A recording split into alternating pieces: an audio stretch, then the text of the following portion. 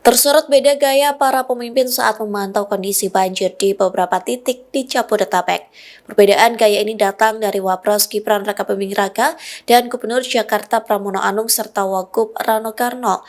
Diketahui Gibran meninjau lokasi banjir di Bekasi, Jawa Barat pada Rabu 5 Maret. Saat kunjungan tersebut, Gibran menjadi sorotan lantaran rela terjun langsung ke lokasi banjir. Bermodalkan sepatu boots, Gibran rela basah-basahan hingga dipenuhi lumpur. Bahkan Gibran menyapa dan berbincang dengan korban banjir.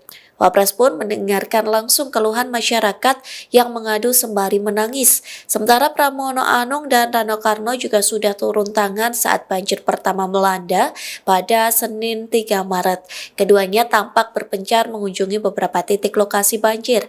Gubernur Jakarta mendapatkan perhatian lantaran meninjau lokasi banjir menggunakan helikopter pada Kamis 6 Maret. Dari pantauan yang dilakukan, sosok yang akrab di Sapa Pram itu melihat Jakarta berangsur normal, tidak ada genangan lagi. Meskipun beberapa wilayah masih diselimuti lumpur pasca banjir. Di satu sisi, Rano Karno belusukan ke lokasi banjir menggunakan perahu karet. Ia menyapa warga yang masih bertahan di rumah dan menyalurkan bantuan.